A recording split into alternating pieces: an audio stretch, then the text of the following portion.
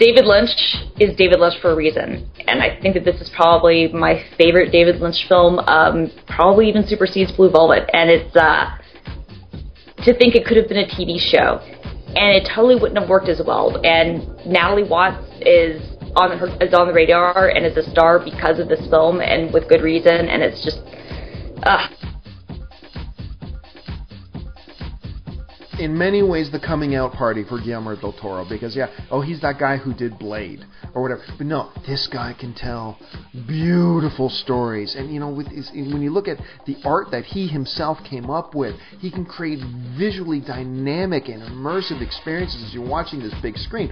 And when you're watching Pan's Labyrinth, it's just you're caught up in the magic of it. It is really a fairy tale for adults. It's a Harry Potter movie for adults, and the story was really good. The way it was shot, the story, the girl. The animation's great, the story's great, and it's one of those films that even if you're not a foodie, you kind of want to become a foodie. Not only is Ratatouille completely hilarious and completely funny, but so charming in so many different ways. I mean, the one scene between the dad rat and Ratatouille in the street when the dad says, you can't change nature, and Remy says back to him, nature is change. Controversy, man. It was just, what can you say? And it was another one that was very well shot and very well acted across the board. Art should stir emotion.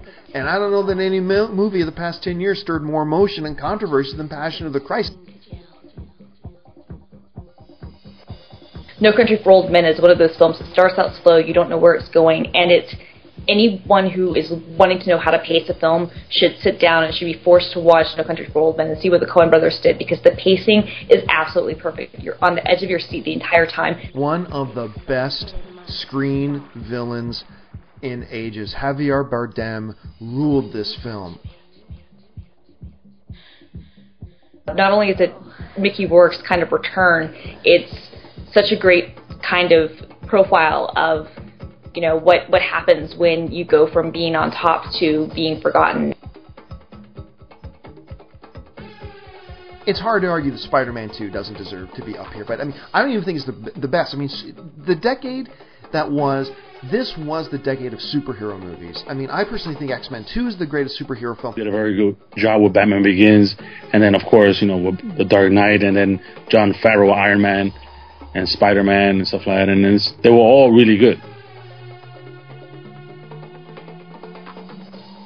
There's action and intrigue and political intrigue and suspense and revenge and so many things going on in this film. I love that movie. What better way to get revenge on somebody, huh? Killing your your family. The story for me was awesome too. The acting, the story, the way it was shot, the whole way it looked. Everything was awesome for me on that movie. Pixar yet again makes what I think is easily hands down the best film of the year. In the first 10 minutes you're crying your eyes out, then you're laughing your head off, and it's so touching and emotional and moving, and just Pixar seems to do it again and again and again. It's one of the best examples of why movies matter. We so oftentimes like to, people like to forget and think movies don't really count for anything, but you watch a film like Up, which is animated and makes you feel so many emotions and takes you into so many places and just transcends the fact that you're sitting in a theater with a ton of other people, and it's just one of those great stories of love and devotion and hope. It's a great story and a great film. I don't dig musicals, but the editing and the cinematography and the colors and the sound and the music performance, and I was almost crying at the end. This movie's beautiful.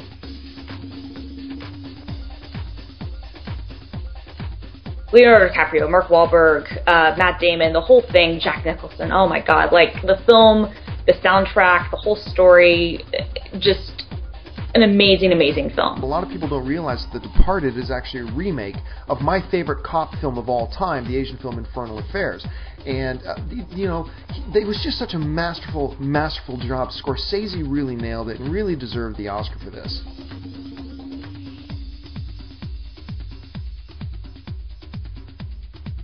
Enough said. That movie was those movies were just awesome, including the DVDs that were the director's cut, Those are all incredible. When talking about Lord of the Rings, one of the things that I've always said about it is that it is the greatest single achievement in the history of film. And what I've always meant by that is that when you consider all the elements that go into making a motion picture, cinematography, script, dialogue, acting, special effects, direction, editing. When you look at all the different arts that goes into making a film, I don't believe that any one single film has ever achieved more than The Lord of the Rings: The Return of the King. And in that sense, I think it's probably the greatest achievement in the history of cinema, and probably my pick for the very best film of the decade.